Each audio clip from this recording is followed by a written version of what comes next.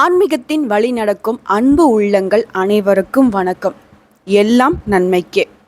உங்கள் மனசு போலவே எல்லாமே நல்லதாகவே நடக்கட்டுங்க. அந்த வகையில் இந்த மாதம் வைகாசி பிறந்தாச்சு. இந்த மாதத்தை பொறுத்த வரைக்கும் ரொம்பவே அற்புதமான மாதம். ஒவ்வொரு மாதமும் ஸ்பெஷல் தான், இருந்தாலும் இந்த வைகாசி மாதத்துக்கு கூடுதல் ஸ்பெஷல் இருக்குங்க.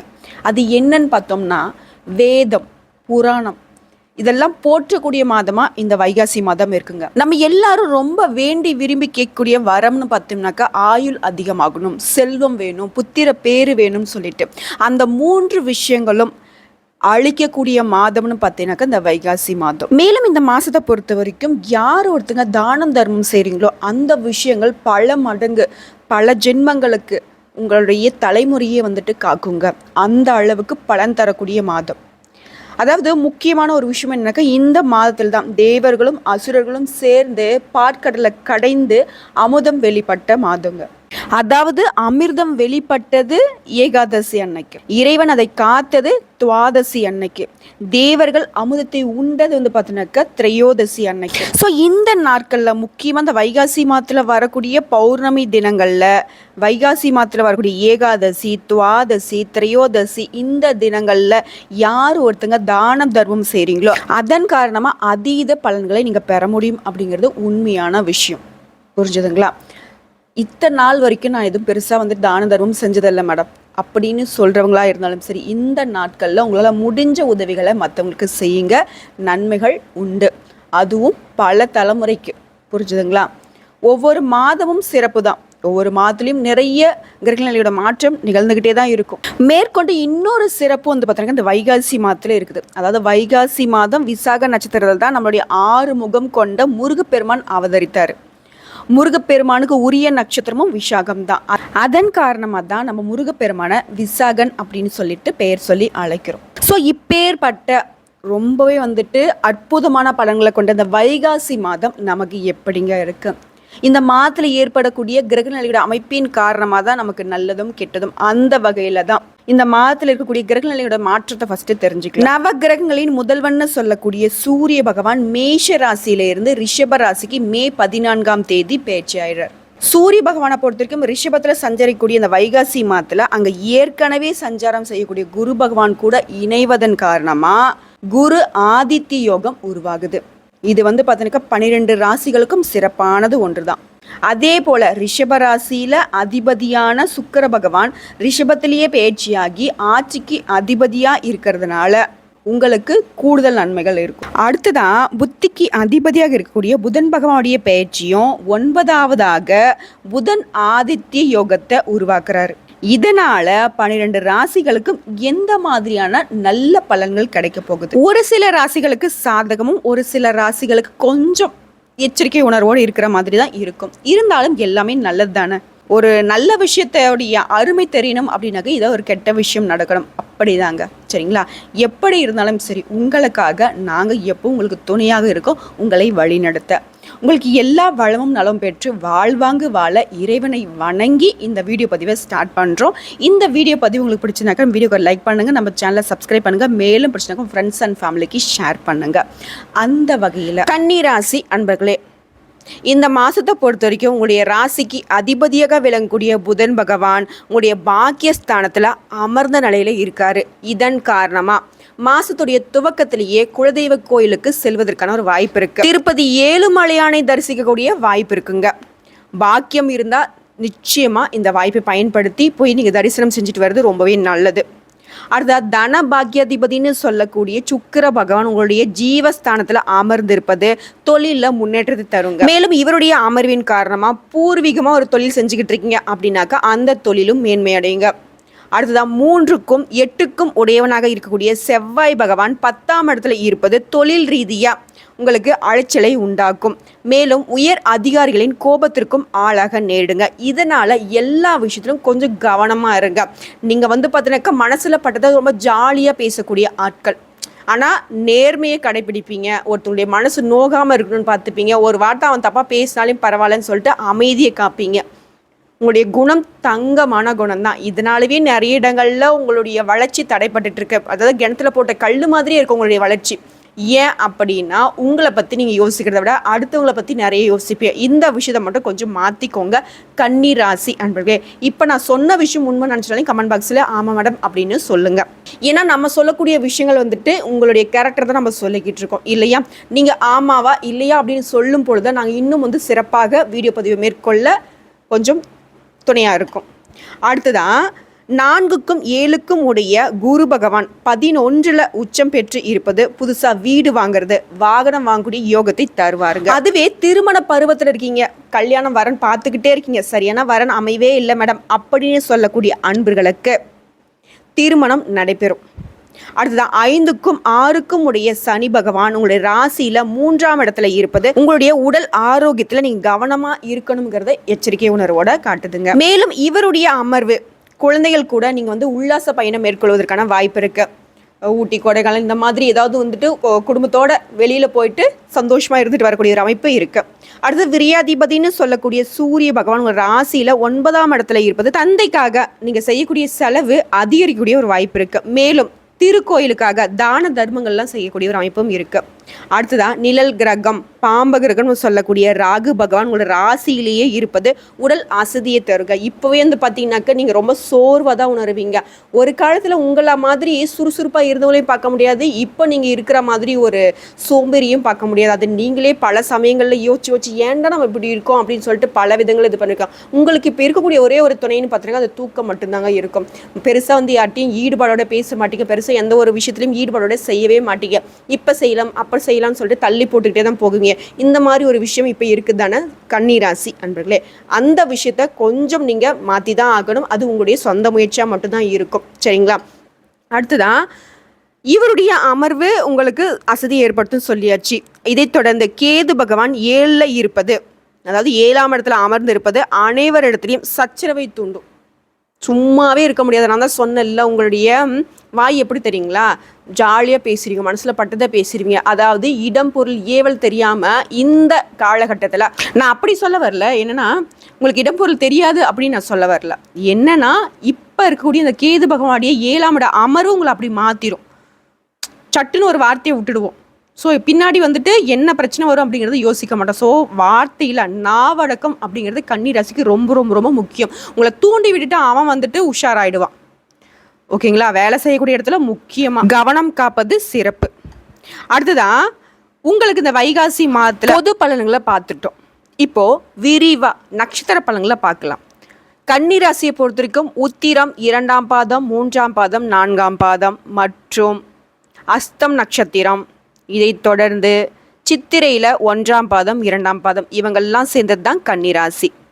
அந்த வகையில் முதல்ல இருக்கக்கூடிய உத்திரம் நட்சத்திரத்தில் 2ஆம் பாதம் 3ஆம் பாதம் 4ஆம் பாதம் நட்சத்திரத்திற்கு இந்த வைகாசி மாதம் எப்படி இருக்கு தெளிவாக பார்க்கறதுக்கு முன்னாடி இந்த வீடியோ பதிவை பார்க்கக்கூடிய நீங்கள் ஓம் ஸ்ரீ விநாயக பெருமானே போற்றி போற்றின்னு அவருடைய நாமத்தை சொல்லிட்டு இந்த வீடியோ பதிவை பாருங்க. அதை ஏன் சொல்லியிருக்கேன் அப்படிங்கிறத நான் பின்னாடி சொல்கிறேன். எந்த ஒரு விஷயத்தை செய்யறதுக்கு முன்னாடி நமக்கு இப்போ எந்த கடவுளுடைய அனுகிரகம் தேவையோ அவரை வணங்கி ஒவ்வொரு விஷயத்தையும் செய்யறது நல்லது தான். அந்த வகையில் புதன் மற்றும் சூரியனின் அம்சத்தில் பிறந்த உங்களுக்கு வெற்றி தேவதை எப்பவுமே துணை இருப்பாங்க. புரிஞ்சுதுங்களா? நீங்கள் நினைப்பீங்க, அட போங்க மேடம், நான் எங்கே பெருசாக வந்துட்டு என்ன முன்னேற்றத்தை கண்டுட்டேன், வெற்றி தேவதை என் கூட இருக்காங்கன்னு சொல்கிறீங்க. தோல்வி அப்படிங்கிறது என் பேரை எழுதிருச்சு போல், டிக்ஷனரி எடுத்து பாருங்கள், தோல்விங்கிற இடத்துல கன்னிராசிக்காரங்க பேர் தான் இருக்கும் அப்படின்னு நீங்கள் என்கிட்ட வம்படிக்கிறது கூட எனக்கு தெரியுது.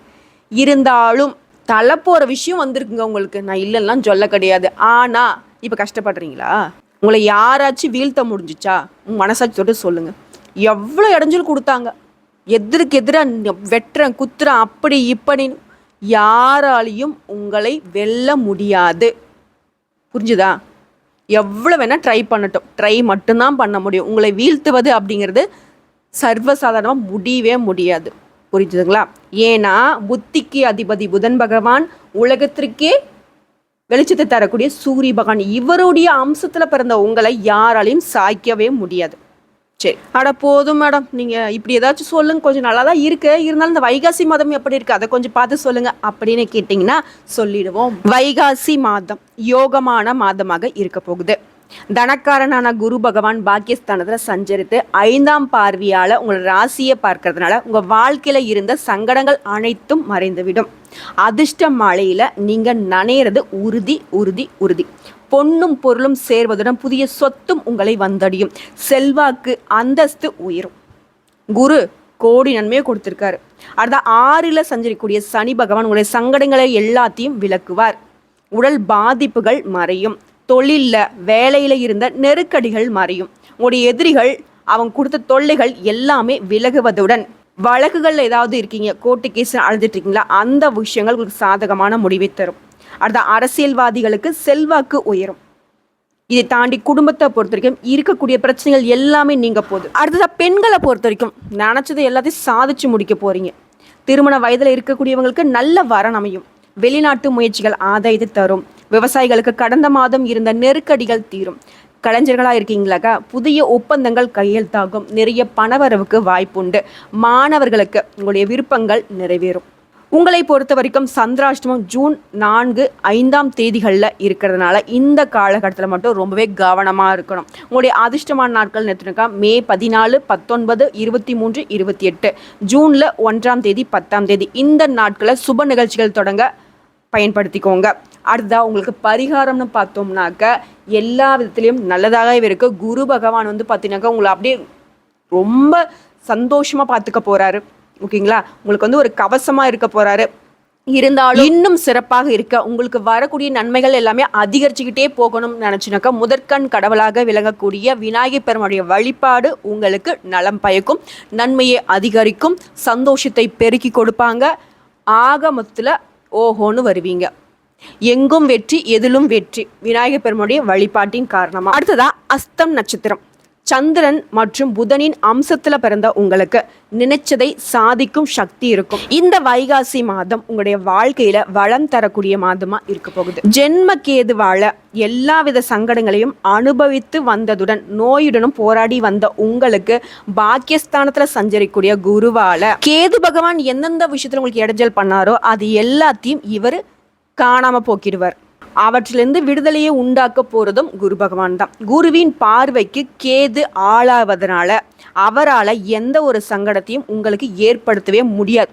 இனி நீங்க மண்ணை தொட்டாலும் சரி அது பொன்னாக மாறக்கூடிய காலகட்டம் குருவின் அருளால். அடுத்ததான் 6ஆம் இடத்துல சஞ்சரிக்கூடிய சனி பகவானும் சங்கடங்களை விரட்டி அடைப்பார். தைரியமாக செயல்பட்டு வெற்றிகளை அடையக்கூடிய ஒரு நிலையை ஏற்படுத்துவார். தொழிலில் வியாபாரத்தில் இருந்த சங்கடங்கள் விலகும். பணியில ஏற்பட்டிருந்த பிரச்சனைகள் எல்லாத்துக்கும் ஒரு முடிவு வரும்.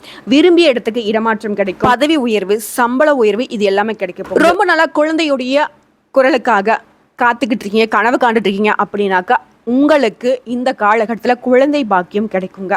உங்களுடைய கனவு நனவாகும். பெண்களுக்கு உங்களுடைய நிலைகளில் முன்னேற்றம் தோன்றும். சிலருக்கு திருமண யோகம் உண்டாகும்.